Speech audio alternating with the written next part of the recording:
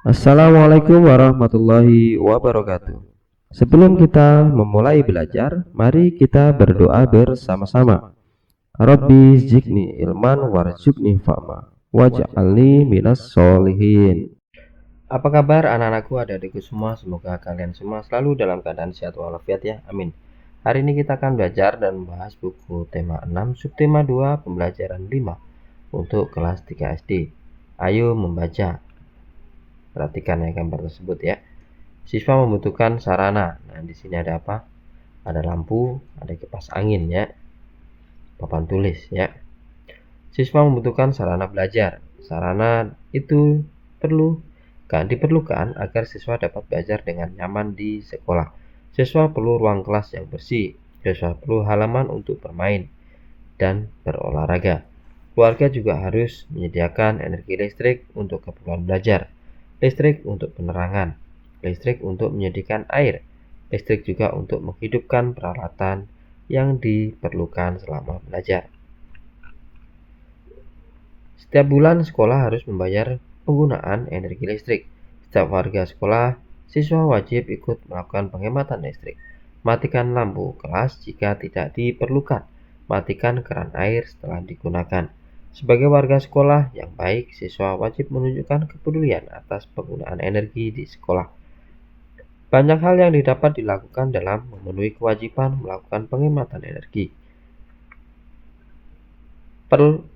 Perilaku hemat merupakan perilaku yang disukai Tuhan. Tuhan menyukai orang-orang yang berbuat hemat. Tuhan menyukai orang-orang yang tidak melakukan pemborosan. Kalian telah membaca wacana di atas, kemudian jawablah pertanyaan berikut. 1. Apa sajakah yang dibutuhkan agar kalian dapat belajar dengan nyaman? Berikan 3 contoh. Nah, tadi ya, siswa perlu ruang kelas yang bersih, siswa perlu halaman untuk bermain dan berolahraga. Sekolah juga harus menyediakan energi listrik untuk keperluan belajar. 2. Apa yang perlu disediakan sekolah agar siswanya dapat belajar dengan nyaman? Berikan 3 contoh. Seperti nggak jauh, seperti tadi ya, ruang kelas bersih, halaman untuk olahraga, lampu penerangan yang cukup. 3. Apa kewajiban siswa terhadap sarana disediakan sekolah? Matikan lampu kelas jika tidak diperlukan. Matikan air setelah digunakan. Ikut menjaga kebersihan kelas. 4. Apa sajakah energi listrik digunakan di sekolah? Berikan 3 contoh. Menyalakan lampu, menyalakan penyejuk ruangan atau kipas angin, menghidupkan bel elektronik sekolah. 5. Tuliskan 3 peristiwa perubahan energi yang terjadi sehari-hari. A. Energi listrik menjadi energi gerak pada kipas angin. B. Energi listrik menjadi energi cahaya pada lampu. C. Energi listrik menjadi energi panas saat menanak nasi. Ayo berlatih. Sebagai warga sekolah yang baik, kalian memiliki kewajiban untuk menggunakan energi dengan baik. Berikut ini contoh perilaku yang menunjukkan kewajiban menggunakan energi dengan baik. Beri tanda centang pada gambar yang sesuai, beri tanda silang pada gambar yang tidak sesuai. Nah, nomor 1 ini membuang-buang air nak ya, silang, dan ini menghemat air, mematikan keran setelah digunakan, centang. Kedua, ini adalah membersihkan kelas secara bersama-sama, kita centang. Kalau ini tidak dimatikan kipas anginnya saat tidak gunakan, kita silang, karena itu tidak boleh, tidak sifat menghemat. Ketiga, nah mencoret-coret papan tulis ini tidak boleh, dan ini adalah menyiram tanaman menggunakan air dengan yang seperlunya. Ini adalah centang. Tuliskan 3 contoh kewajiban menggunakan energi di rumah. Nah, nomor 1, kewajiban menggunakan energi di rumah. Mematikan lampu apabila tidak digunakan. Kedua, menutup keran air apabila tidak digunakan. 3, mematikan kipas angin apabila tidak digunakan. Kalian harus melaksanakan kewajiban dengan penuh tanggung jawab. Penghematan energi merupakan tanggung jawab kalian. Menghemat energi sangat penting bagi kehidupan. Sikap ini merupakan rasa syukur kepada Tuhan. Ayo berlatih. Setiap hari kita menggunakan energi. Tanpa energi, manusia tidak dapat melakukan aktivitas. Semakin lama aktivitas dilakukan, maka semakin besar energi yang digunakan. Hitunglah lama waktu pada kegiatan berikut. Tentukan satuan waktu yang sesuai. Nah, ini adalah tabelnya nak ya. Kegiatan menyiapkan sarapan itu mulai pukul 5.45 selesai 06.15. Cara menghitungnya gimana? Nah, seperti ini nih cara menghitungnya nak ya.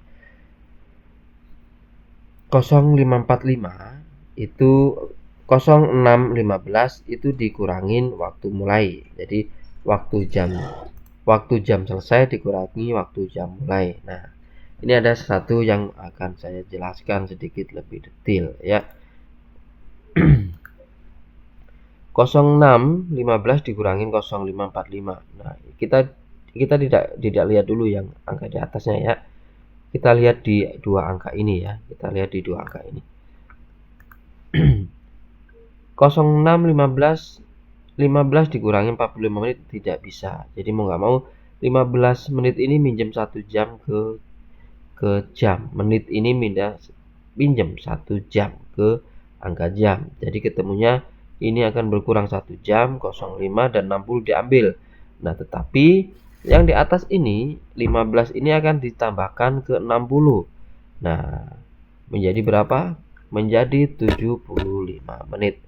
75 menit. Jadi setelah menjadi 75 menit, angka yang di bawah ini tidak kita hitung karena sudah menjadi angka yang di atas. Jadi 70 menit dikurangi 45 sama dengan 30 menit. Nah, 5 dikurangi 5 angkanya tetap adalah 0. Jadi tetap jawabannya 30 menit. Nah, itu adalah cara menghitung ya, nah ya. Dan ini soal selanjutnya, nah itu pun sama, cara menghitungnya pun sama seperti ini.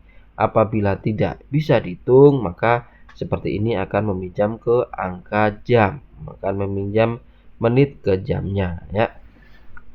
Dan ini adalah jawabannya 25 menit untuk soal yang kedua. Kursus bahasa Inggris adalah 1 jam 30 menit. Ini adalah cara menghitungnya. Mengerjakan PR adalah 1 jam 30 menit. Sama ini cara menghitungnya. Istirahat 7 jam 30 menit. Nah, ini penjelasan lebih lanjut ya nak ya. Karena ini 05. Nah, 21.30 dan 05 selesainya. Gimana cara menghitungnya? Kita ngitungnya itu sampai jam itu kan berakhirnya sampai angka 24.00 atau 24.00 disebut dengan 00. Ya, jadi kita menghitung sampai di angka 24 di jam 24.00 dulu ya. Dan hasilnya adalah 2 jam 30 menit. Dan untuk yang sampai 5 menitnya, nah kita hitung. 5 menit dikurangin tadi berhenti di jam 00 ya kan. Dan hasilnya adalah 5 jam. Jadi 2 jam 30 menit ditambah 5 jam adalah 7 jam 30 menit. Paham anak-anak? Pada tabel 5 kegiatan manakah yang istirahat paling lama? Nah, istirahat paling lama apa? Yang kegiatan paling lama adalah istirahat malam karena 7 jam 30 menit. Dan paling singkat adalah perjalanan ke sekolah cuma 25 menit. Demikian anak-anakku, semoga kalian mengerti dengan apa yang disampaikan dan juga bisa membantu para orang tua untuk menjelaskan kepada putra dan putrinya dengan lebih mudah. Tetap semangat belajarnya dan selalu kerjakan tugas-tugas dari sekolah. Wassalamualaikum warahmatullahi wabarakatuh.